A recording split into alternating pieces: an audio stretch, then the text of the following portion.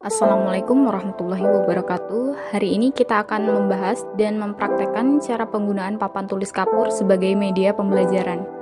Meski teknologi sudah berkembang pesat, papan tulis kapur tetap menjadi alat yang efektif dan mudah digunakan di berbagai lingkungan pendidikan. Kita akan melihat bagaimana media sederhana ini dapat membantu menyampaikan materi pelajaran dengan baik. Langkah pertama adalah memastikan papan tulis bersih sebelum memulai menulis. Pastikan tidak ada bekas tulisan yang tersisa agar materi baru yang kita tulis nanti mudah dilihat oleh siswa. Jika ada bekas kapur yang sulit dihapus, kita bisa menggunakan kain basah untuk membersihkan lebih efektif. Setelah papan tulis bersih, kita bisa mulai menulis judul pelajaran atau topik yang akan dibahas. Pastikan judul ditulis di bagian atas dengan ukuran huruf yang cukup besar dan jelas agar seluruh siswa bisa melihatnya dengan mudah. Tulisan harus rapi dan mudah dibaca, terutama jika kelas cukup besar. Selanjutnya, kita bisa menggunakan papan tulis untuk menjelaskan materi secara bertahap.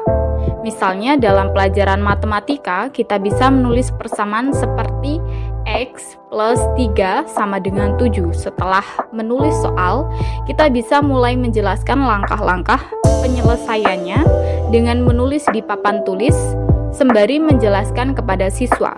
Ketika kita menulis dan menjelaskan secara bersamaan, siswa dapat mengikuti alur pemikiran kita dengan mudah. Pastikan setiap langkah dijelaskan dengan jelas dan diberi jarak yang cukup agar tulisan tidak tumpang tindih.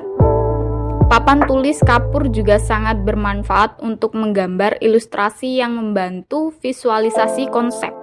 Misalnya, kita bisa menggambar grafik atau diagram untuk memperjelas pelajaran. Ini penting terutama dalam pelajaran sains, geografi, atau matematika, di mana gambar dapat membantu siswa memahami materi secara lebih mendalam.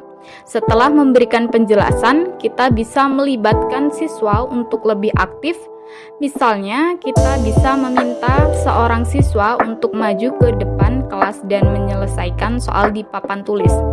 Ini adalah cara efektif untuk menguji pemahaman mereka dan membantu membuat pembelajaran lebih interaktif. Setelah selesai dengan satu materi atau contoh, kita bisa langsung menghapusnya dan melanjutkan ke bagian pelajaran berikutnya. Proses menghapus dan menulis ulang ini memungkinkan papan tulis digunakan secara terus-menerus selama pembelajaran berlangsung. Keuntungan utama dari papan tulis kapur adalah kesederhanaannya. Tidak memerlukan listrik, mudah digunakan dan cocok untuk berbagai jenis pelajaran. Namun, ada tantangan seperti debu kapur yang bisa mengganggu serta keterbatasan visualisasi dibandingkan dengan alat digital modern. Demikian cara menggunakan papan tulis kapur sebagai media pembelajaran. Meskipun sederhana, papan tulis tetap menjadi alat yang sangat bermanfaat dalam proses pembelajaran mengajar. Dengan keterampilan yang tepat, kita bisa memaksimalkan potensi papan tulis untuk membuat pembelajaran lebih efektif dan interaktif. Terima kasih atas perhatiannya, semoga bermanfaat.